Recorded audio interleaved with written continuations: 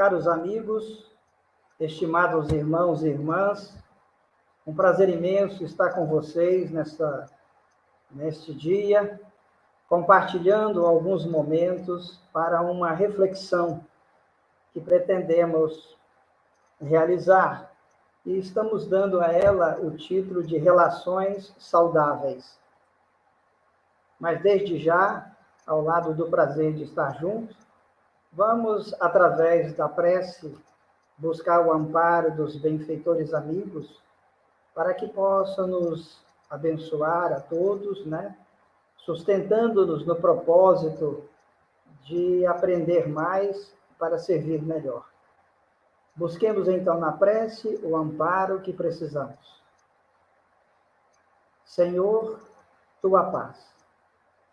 Felicita-nos, Mestre, com as bênçãos indispensáveis, fortificando-nos a fé inabalável no bem, orientando-nos o passo e auxiliando-nos, Senhor, a cada vez mais sermos sensíveis à tua mensagem de amor e dando oportunidade a cada um de nós para, aonde a vida nos coloque, dar o testemunho das tuas lições.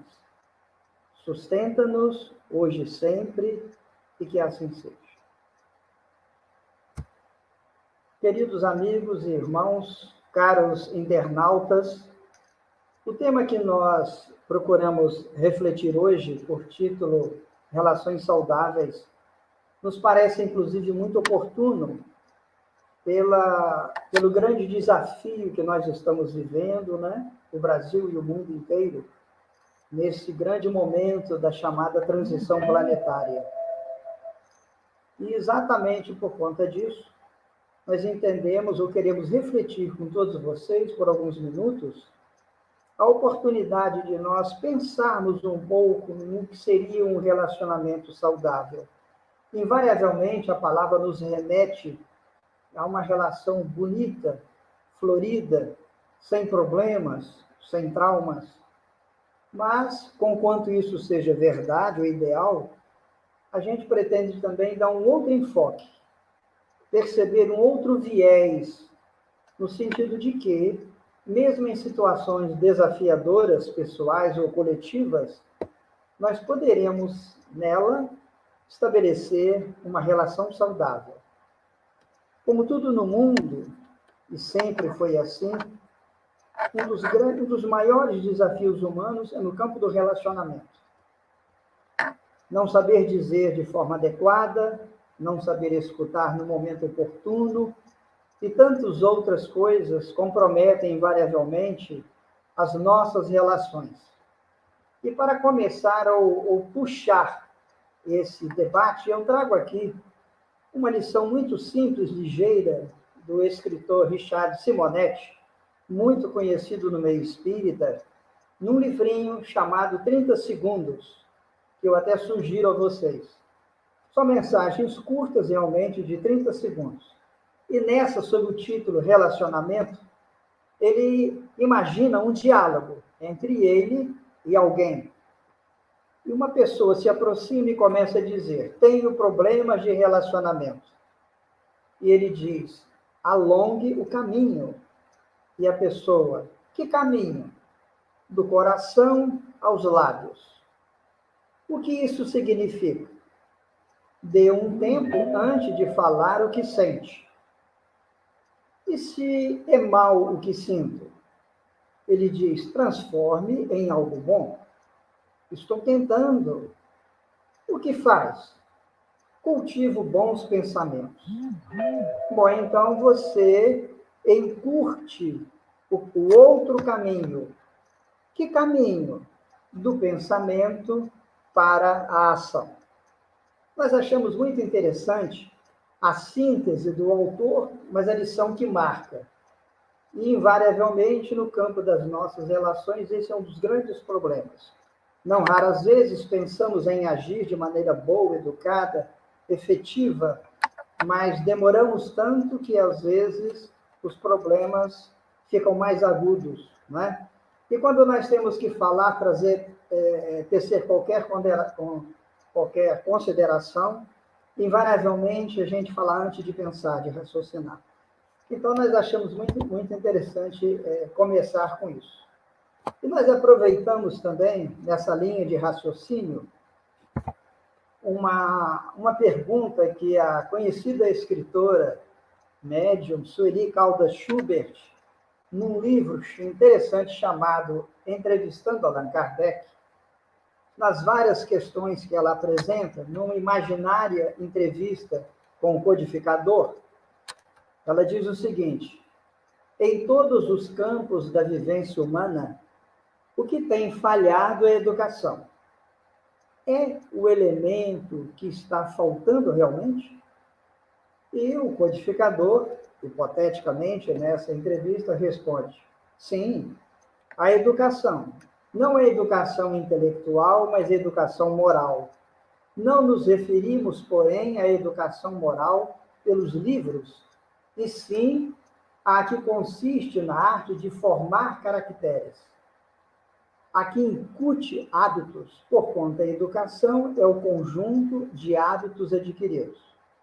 Considerando-se o aluvião de indivíduos, continua Kardec, que todos os dias são lançados na torrente da população, sem princípios, sem freios, e entregue aos seus próprios instintos, serão de espantar as consequências desastrosas que daí decorrem? Quando essa arte, finaliza o codificador, for conhecida, compreendida e praticada, o homem terá no mundo hábitos de ordem e previdência para consigo mesmo e para com os seus, de respeito a tudo que é respeitável, hábitos que lhe permitirão atravessar menos penosamente os maus dias inevitáveis. Como a gente pode ver, essa resposta que a autora registra, na verdade, está lá no Livro dos Espíritos, na questão 685, quando há uma pergunta feita, Kardec discorre de maneira magistral a respeito do assunto da educação, da sociedade e algo parecido.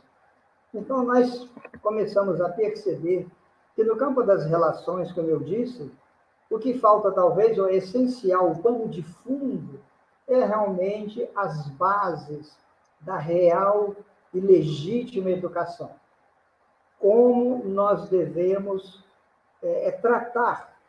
E essas relações não se reportam tão somente aos nossos pares humanos, às outras pessoas, sejam próximas, familiares, amigos, ou no grande trato social. A gente precisa de considerar outras possibilidades de relação. Lembrando que todos nós estamos na nave terrestre e ela comporta, como é óbvio, uma gama imensa, né? Quase infinita, de possibilidades no campo do trato com os outros, sem esquecer que essa relação saudável ela deve começar com nós mesmos, de mim para comigo. Muitas vezes, quando nós falamos em relações, invariavelmente a percepção é de mim para com alguém, o que é correto, mas parece-nos que há um ponto aí que nós precisamos refletir ou valorizar. É a relação de mim para comigo. Lembrando que todos nós, ou cada um de nós, é um agente da própria construção da felicidade ou da desdita. E querendo ou não, como nós aprendemos com a lucidez da doutrina espírita, cada um é corresponsável pela felicidade ou desdita do outro. Nós não podemos esquecer dessa inter-relação permanente, que jamais se desfaz. Bezerra de Menezes, o venerável amigo de sempre, invariavelmente nas suas colocações, ele realça esse aspecto. Todos nós somos essencialmente interdependentes. Não há nada sozinho, isolado desse grande cosmo extraordinário que é a vida. E depois dessa conversa ligeira de início, a gente relacionou aqui alguns tipos, algumas possibilidades da nossa relação saudável. E eu vou começar com a natureza. Relação saudável com a natureza. Como fazê-la? Como construí-la? O mundo moderno, mas já acontece há muito tempo, a gente percebe aí o grito, né? O clamor da natureza por tantos desmandos que ao longo de séculos, por ignorância, por desconhecimento, muitas vezes até por um infeliz propósito, como a humanidade temos martirizado a mãe natureza. A gente esquece que ela também é um ser vivo como nós, né? Há várias teorias muito interessantes que realçam, particularizam esse viés de compreensão da natureza. Tudo nela está interligado. Cada ponto, por mínimo que seja, é importante. Dos animais de alto porte, aqueles minúsculos quase que não se vê, há uma cadeia extraordinária em que a integração de cada qual com a própria natureza em si estabelece essa harmonia que a gente, por desconhecer, às vezes por descaso, a gente quebra, né? Ou tenta desestabilizar. Claro que a providência divina tem recursos extraordinários para superar qualquer impasse humano, mas estamos aí a braços com toda essa problemática. E a doutrina espírita, nesse particular, ela é muito rica para nos orientar, nos mostrar caminhos em que a gente precisa de aprender a respeitá-la. No mínimo, é muito comum hoje em dia, né, a zelar pela qualidade do clima, né, para não evitarmos o desperdício. Nada é infinito. Tudo no mundo é finito. E para nós preservarmos essas bênçãos que a divindade nos dá, é preciso da contrapartida humana. É curioso, às vezes, quando eu lembro que existe um certo adágio, uma fala, que diz que nós precisamos de cuidar da natureza para os nossos filhos e netos, e é verdade. Mas talvez uma fala um pouco invertida tenha maior vigor. Nós precisamos de cuidar dos nossos filhos e netos para valorizar a natureza. Na verdade, esse contato do dia a dia, de toda hora, é fundamental para que nós possamos ter uma relação harmônica, né?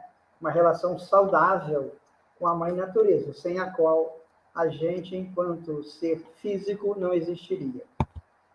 Na sequência, a gente vai pontuar a nossa relação saudável com o trabalho, que, convenhamos, é um desafio.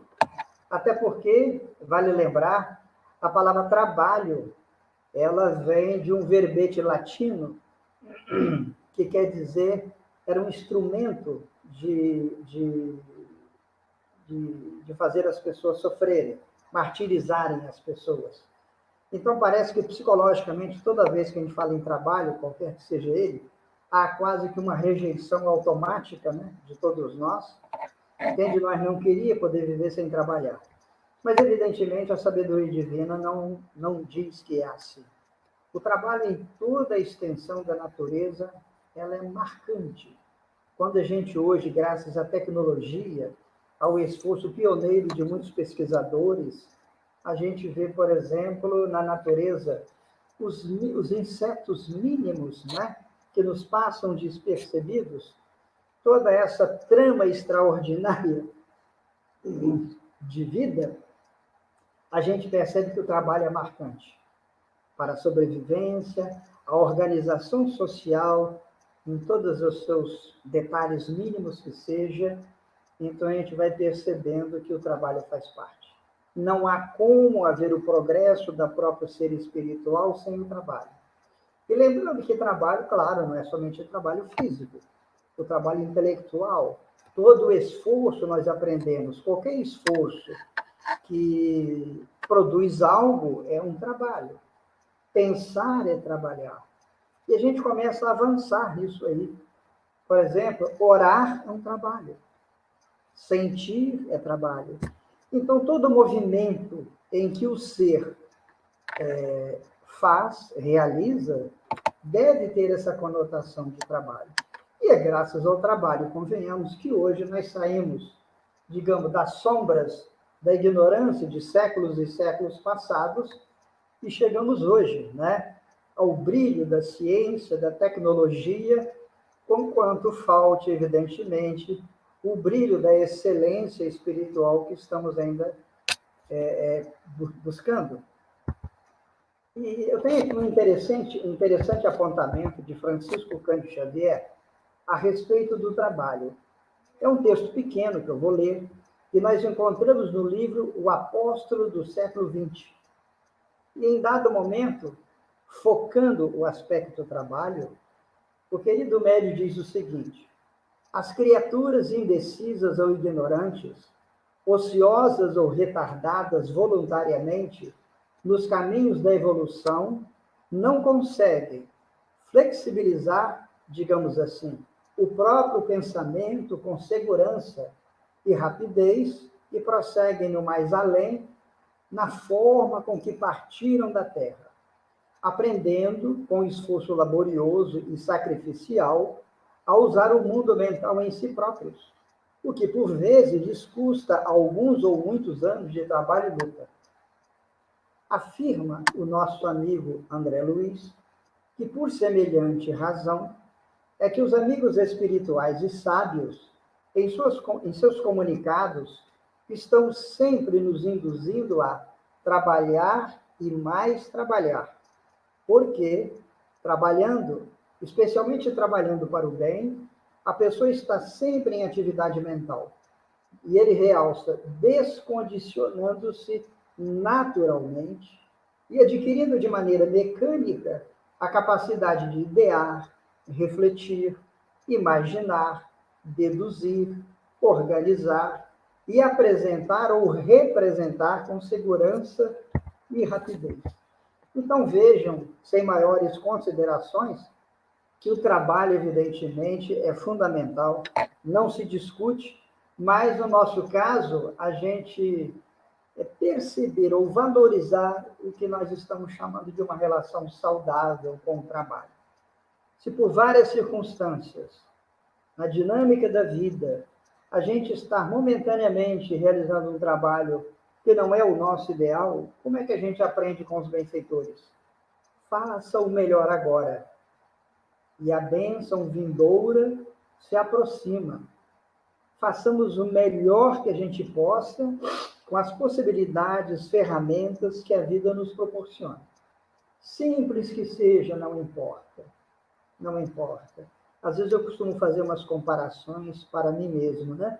Chegamos, por exemplo, num salão iluminado, lustres fascinantes, um ambiente muito rico, mas ninguém, e a gente valoriza isso, claro, mas a gente esquece de valorizar ou perceber que toda aquela beleza se sustenta no alicerce escondido no terreno, que ninguém se lembra. Então, tudo é importante. Todo o trabalho, todo o esforço, toda tentativa, particularmente no campo do bem, é claro que é fundamental.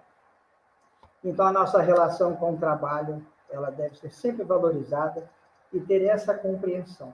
Quando o trabalho, por vezes, e acontece, por vezes, às vezes, nos quase atrapalha, né? Quase nos incomoda, nos tolhe sonhos que nós temos, aprendamos aí, tendo nele um recurso educativo da vida. A vida não erra. Ninguém está no lugar errado. Se está, a responsabilidade não é da divindade, é do próprio ser, que por descuidos variados, continuados, a vida lhe impõe, ou ele se impõe, a necessidade desses desafios redentores. Então, uma relação saudável com o trabalho, sim. Depois nós temos outro enfoque nesse campo das relações. Relações saudáveis com o outro. Veja, amigos, sem o outro, o eu não existe. Sem o outro, o eu não cresce, não desenvolve, não amplia. não sai de si mesmo para as extraordinárias possibilidades de construção no campo da solidariedade. O outro que é um alguém, evidentemente, né, uma outra pessoa, que a vida sempre coloca no nosso entorno. Muitas vezes a gente toma a iniciativa de aproximar. Faz parte da extraordinária dinâmica da vida. Mas qualquer que seja esse outro, próximo, do lado, sob o mesmo teto, mas a longe, na rua, em outro lugar talvez, dentro do enfoque ou da convicção que nós, os espíritas, temos, que fazemos parte da grande família humanidade, na verdade, o outro será sempre alguém bem próximo de nós. É um processo de aprendizado. Nós ainda estamos muito presos à consanguinidade, né? À proximidade física, e é razoável que assim seja. Mas nós precisamos de ter esse outro olhar.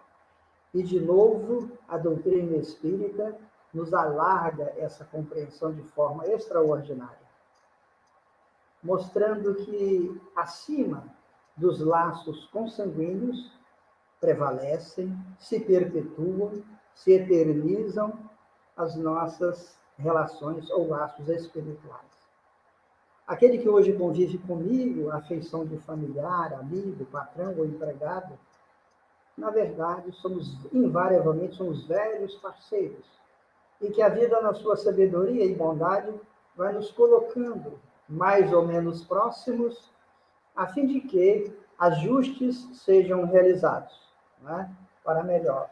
E desabrochem em mim e no outro outras tantas possibilidades de crescimento para sermos felizes.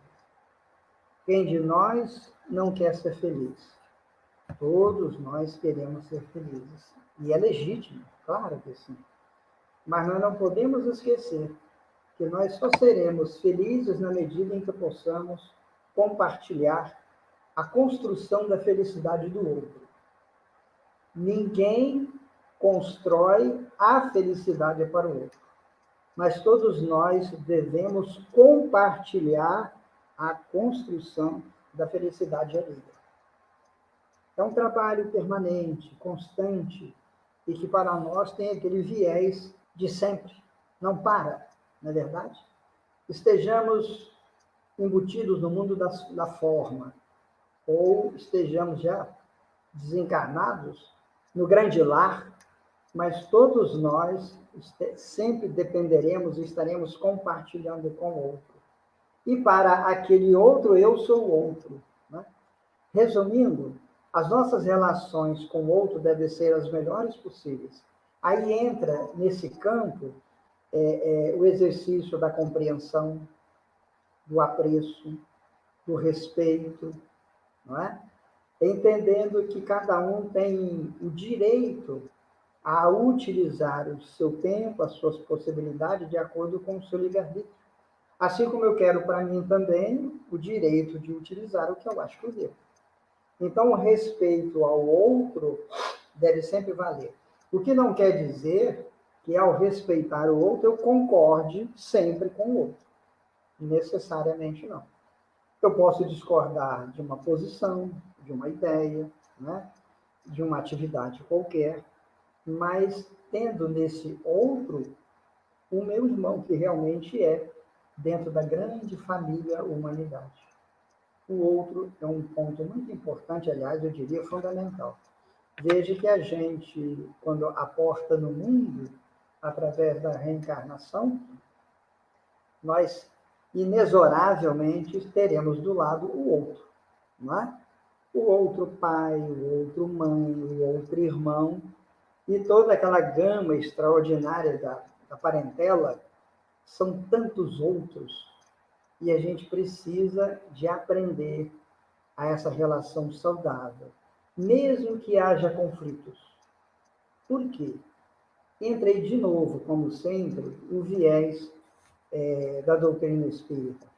Nós aprendemos, tentando resumir, que todo problema, todo desafio deve ser compreendido como um recurso educativo da vida.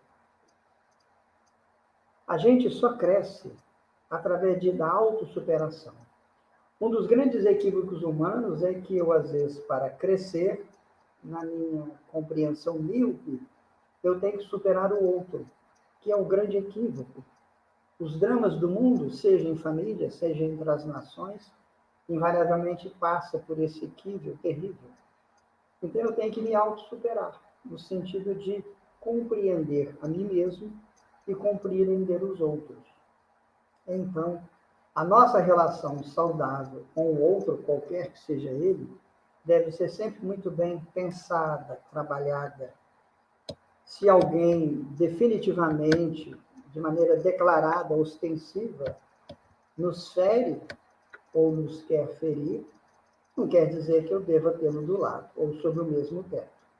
Aliás, no Evangelho segundo o Espiritismo, no capítulo que fala do ser de perfeitos, tem um apontamento muito interessante a respeito. Mas o que me cabe junto a ele é sempre apreço a ele, respeitá-lo. Se algum momento precisa da mão, que eu estenda o meu socorro.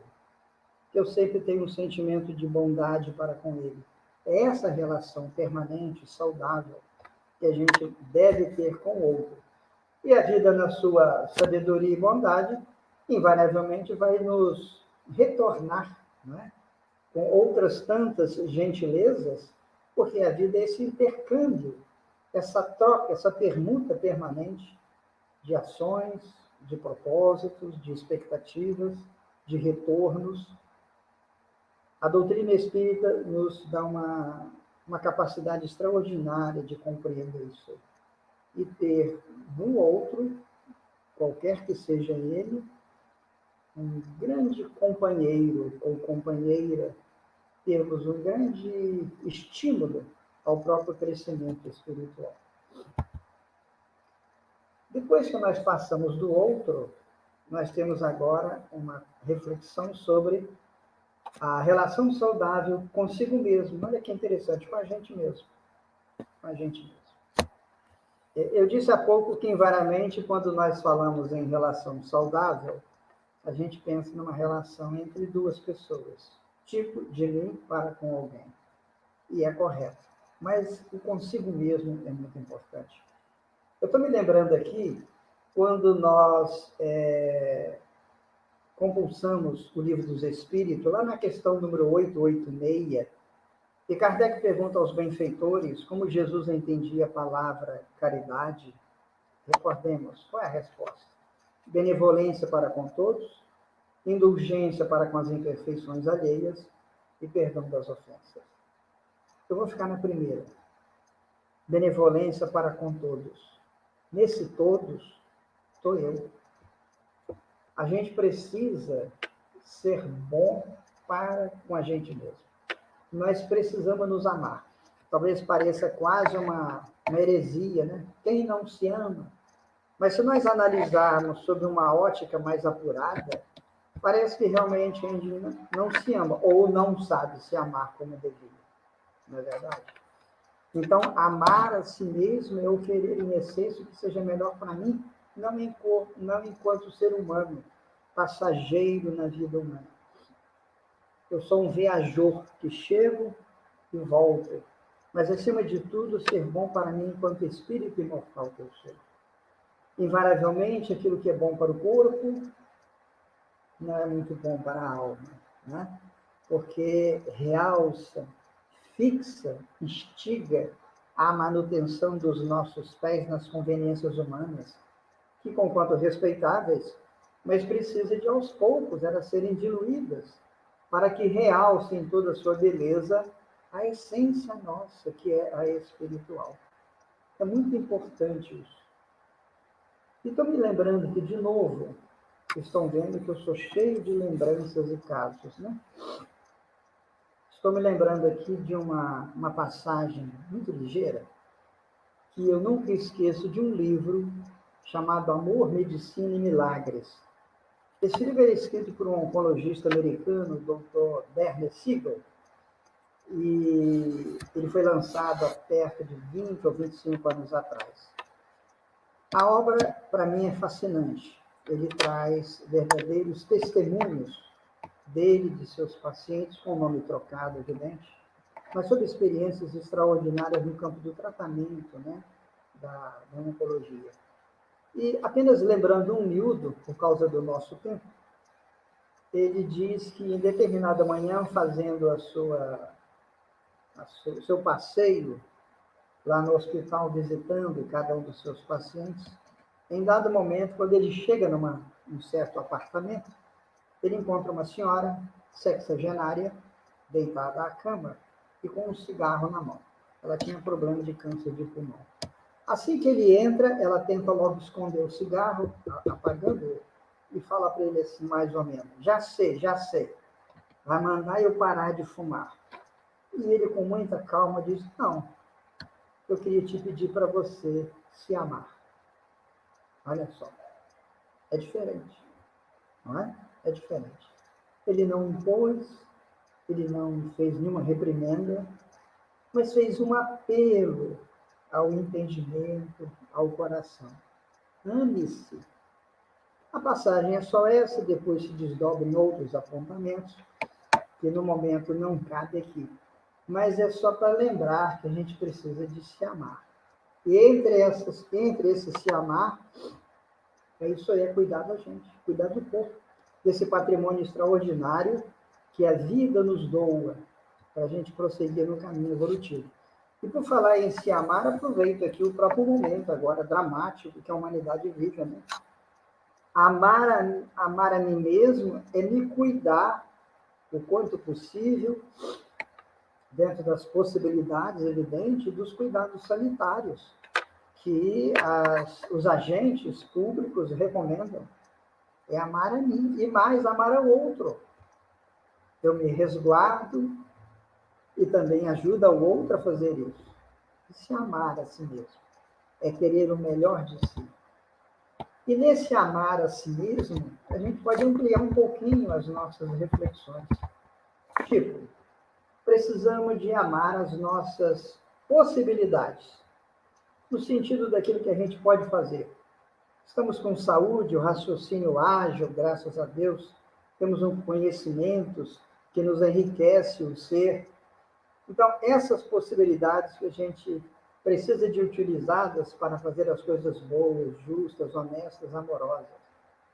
Não é para aproveitar, como muitos fazem, né? Ou muitos fazemos, se não fazemos hoje, possivelmente já fizemos, se temos a tal da saúde de ferro, cuide dela.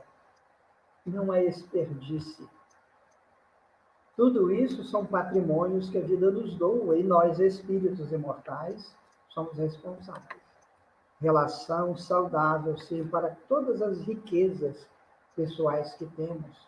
Vocês já pensando, gente? A possibilidade da fala, não é? Eu posso dizer eu te amo. A possibilidade de ouvir os cantos do pássaro, ou alguém, no meu caso aqui, uma neta, eu te amo. A possibilidade de ver, de cantar, de andar, de sorrir, de abraçar, são patrimônios extraordinários que a gente precisa de valorizar, tendo essa relação saudável com nós mesmos. Outra relação saudável deve ser feita também com as nossas limitações. Vai chegando a um ponto, geralmente, depois da madureza, aproximando, né, da tal da velhice, as limitações do corpo são naturais. Então, como dizíamos, quando nós chegamos num período pós-madureza, né, a velhice chega, as possibilidades físicas diminuem e a gente precisa também de ter uma relação saudável com isso. Compreender as limitações que a vida, na sua sabedoria, oferece ao indivíduo. Se hoje eu não posso, às vezes, correr, saltar, fazer um esforço de maior porte, como fazia, possivelmente a vida é convidando para que a gente pare mais, pense, trabalhe as lembranças, né? Reveja valores, recondicione os sentimentos e emoções. Tudo é possibilidade de aprender e de crescer. Também nós precisamos de ter uma relação saudável com as alegrias com que a vida nos brinda, a saúde, as nossas realizações, sejam profissionais, emocionais, afetivas, para a gente ver que, apesar de toda essa pujança em dado momento da existência física, ela precisa de ser trabalhada com cuidado. Daí eu estou incluindo isso nas nossas relações saudáveis. Cuidado com os exageros, com as expansões extremamente barulhentas, não é? Que agravam, que incomodam, que perturbam, que adoecem. Então, que nós aproveitemos as bênçãos das possibilidades boas de agora, é sempre dar-lhes um caminho adequado, um caminho de realização positiva boa. Nada de santarrice, não. Alegria, gargalhada, o canto, evidentemente. Mas não esquecermos, e nós sabemos disso, estabelecer com razoável cuidado e parcimônia as nossas possibilidades quando muito bem postas. E, por outro lado, surge também o aspecto do sofrimento. Não é verdade? O sofrimento. E também vai aí o nosso convite, a nossa reflexão, para nós estabelecermos uma relação saudável com o sofrimento e com a dor. Nada nos chega de improviso na existência humana.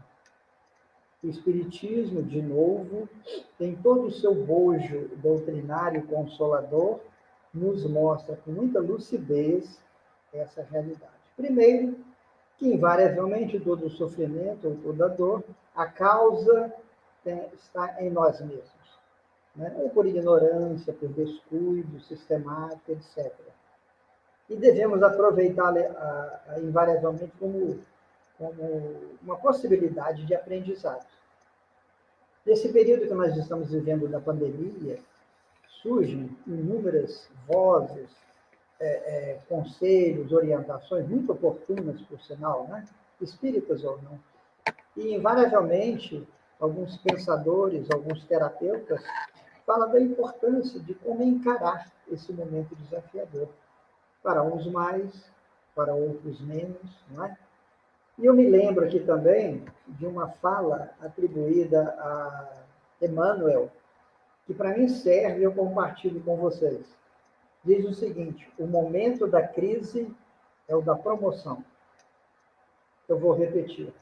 O momento da crise é o da promoção.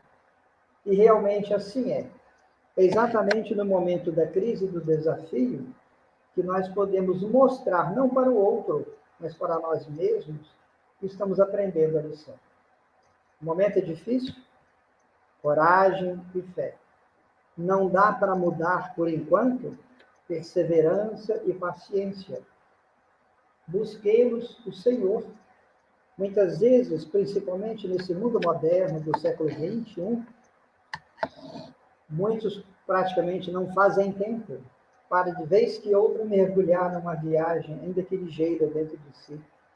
Onde fica o cultivo de uma fé que acalenta, né? Alegra, ampara. Então, se o sofrimento chega sob qualquer aspecto, uma doença, o afastamento de uma afeição querida, tudo isso aí faz parte do contexto humano. A gente deve não se entregar a esse sofrimento angustiante que nada leva. Sintamos, evidente. A lágrima chega, natural, como eu digo, ninguém é de borracha, mas o que não devemos é nos permitir permanecer por longo tempo nesse clima de dor, que não ajuda a nós e não raras vezes prejudica aqueles do nosso entorno, aqueles a quem dizemos que amamos, não é verdade? Então, que para com o sofrimento tenhamos também uma relação saudável nesse sentido. Não é querer sofrer, não. Seria inadequado esse pensamento. Mas se ele chega, se a dor se aproxima, nos envolve, movimentemos o que temos de melhor para superá-la. E dessa forma, estamos movimentando todos esses impulsos que dormem dentro de nós ainda, que a gente desconhece. Mas sempre a generosidade da vida está do lado, convidando-nos a continuar, a persistir, a valorizar cada minuto para crescer para Deus. Chegando quase ao final do nosso encontro, nós temos relação saudável com dois aspectos aqui. Uma é com a morte. Parece quase impossível para alguém, mas como uma relação saudável com a morte? A relação saudável é aquela que, ainda que o momento, o ambiente, ou a causa seja desafiadora, mas a gente consegue não permitir que ela nos martirize por longo tempo. E a morte, como a doutrina espírita de novo nos ensina, né? É o que? Em síntese, o passaporte para a imortalidade.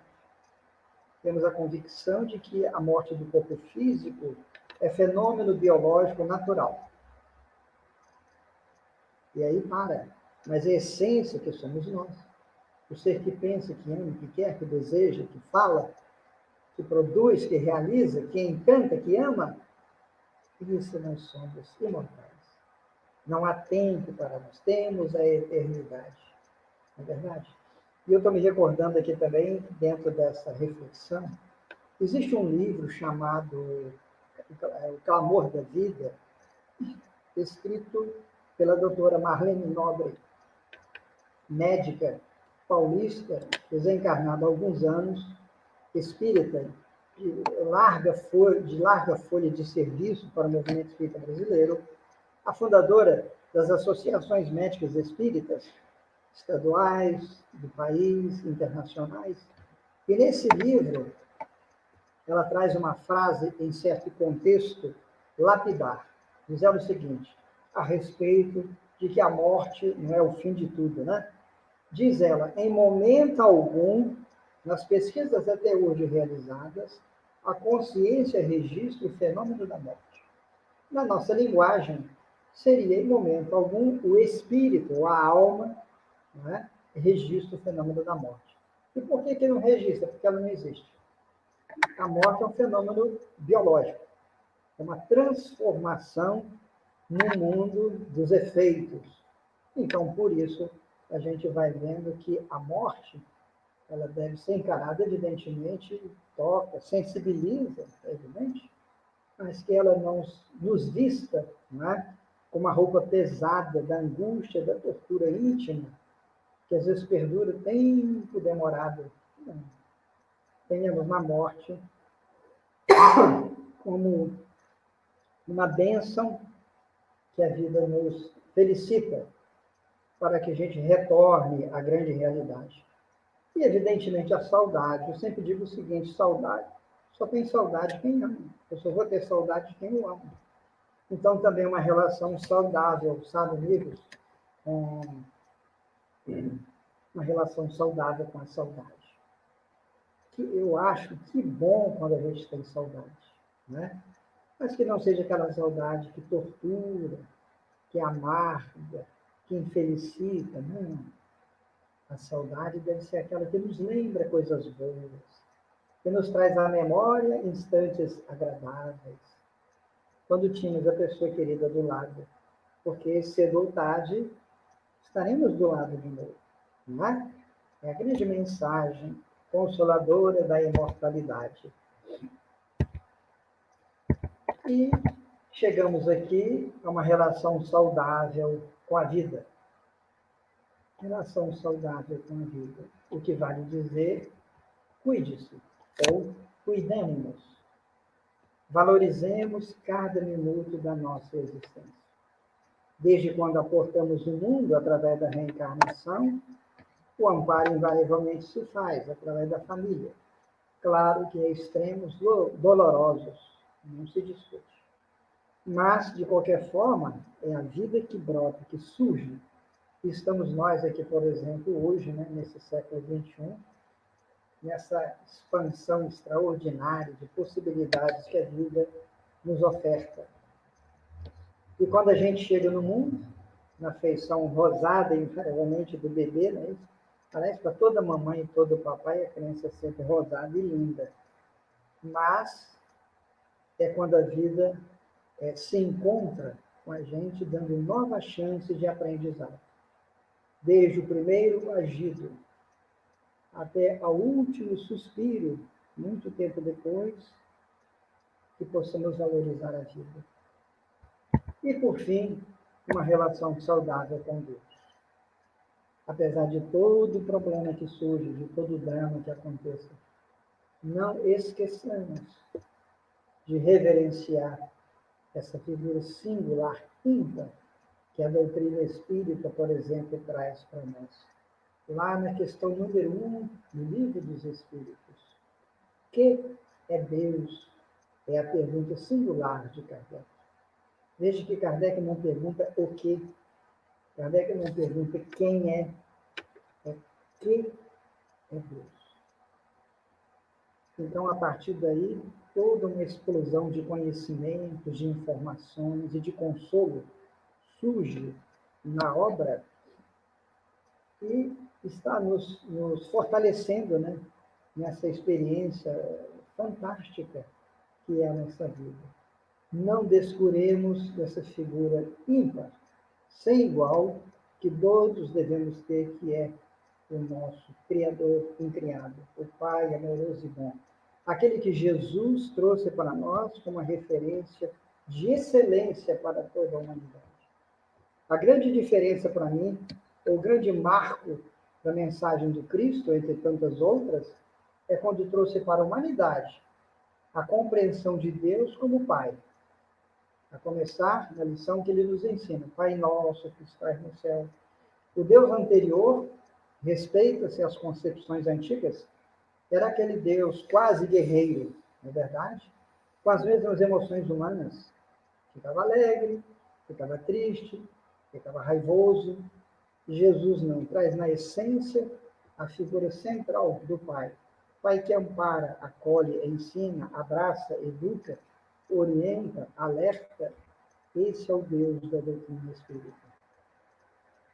Queridos amigos, a nossa mensagem é essa, muito simples, ligeira, mas a ideia é que nessas relações saudáveis a gente possa ter feito um passeio rápido de como cada um de nós transitar um adequado equilíbrio e percebendo sempre nas possibilidades da vida, boas ou não, um recurso pedagógico que a providência nos oferece.